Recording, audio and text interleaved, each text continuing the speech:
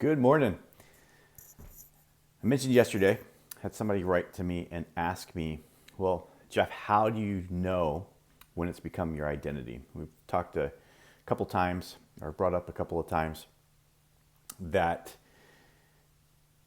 at a point in the habit journey, you're going to start feeling as if this new behavior is a part of your identity. And when that point happens, the new behavior will become easier until it becomes automatic, because you're starting to associate yourself with this new behavior. So to answer that question, a little bit more complicated maybe than I need it to be, but a lot of times in business and in coaching, I like to talk to people about how they are going to become successful. And in that success journey, there's often your strategy, there's your story, and then there's your state. So the strategy is what we're doing right now. It's checking off the 66-day habit challenge. It is identifying the cues that create the behaviors or that your behaviors follow. It's finding an accountability partner. It's that implementation intentional statement that says, I will do blank on blank, right? That's the strategy. The story, we went into a little bit earlier this week, and that's with the reframe. So that's the story that you're telling yourself, the lens that you see yourself through. So you're looking at yourself in the mirror and you say, I'm fat. And when I'm fat becomes I'm skinny, or you start telling yourself I'm skinny, that becomes your new story. I don't eat meat becomes I'm a vegetarian.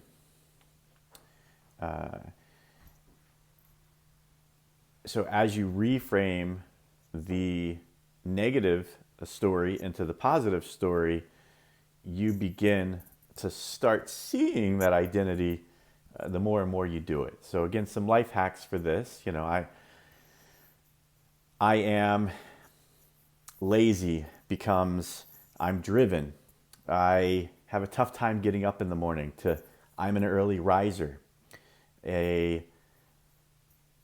Over and over again, you should be telling yourself this 1,000 times a day if necessary. I've even known people to reprogram all their passwords to be the new phrase, I am a leader. Whatever that new reframe is that you need, whatever behavior it is that you're working on. So you can hack this reframe in a similar way to hacking the habit. You notice the cue, you hear yourself saying it, and you insert the new phrase.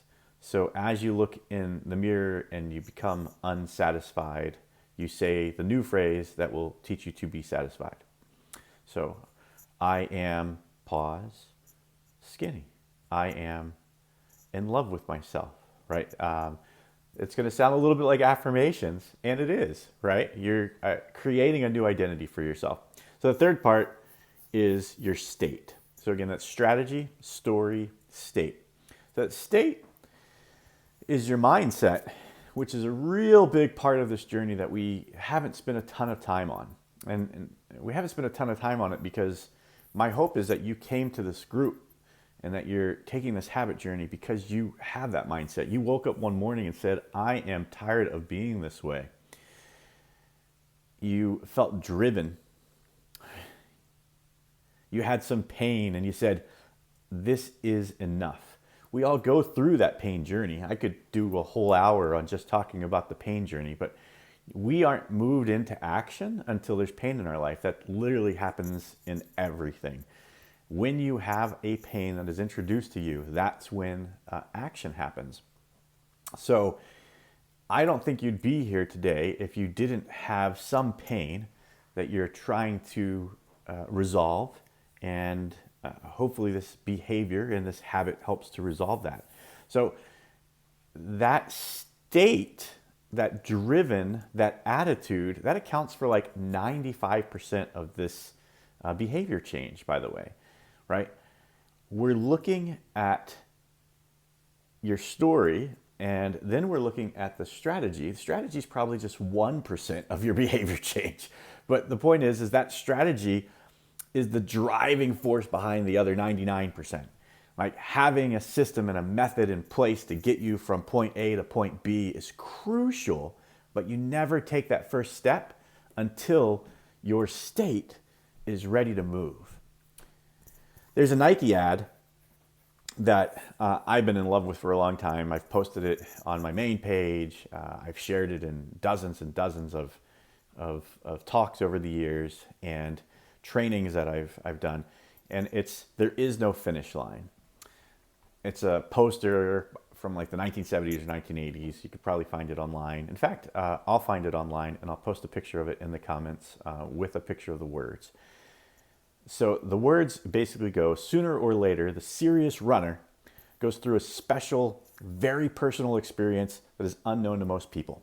Some call it euphoria. Others say it's a new kind of mystical experience that propels you into an elevated state of consciousness. A flash of joy, a sense of floating as you run. The experience is unique to each of us, but when it happens, you break through a barrier that separates you from casual runners forever. And from that point on, there is no finish line. The ad goes on and it ends up being a bit of a Nike campaign. But in the meantime, that is when your state, your story becomes your identity. Is when there is an action that you're doing, there's that verb, and that verb becomes your noun. I am going to run becomes I am a runner. I am an early riser becomes I am a morning person. So when that state changes to where you are the noun, that's the verb of the behavior that you've been doing, that's when you know that you've achieved that as part of your identity. So this week, we're going to finish off Atomic Habits and maybe get into our next book that's on habits. Thank you all. Have a great weekend.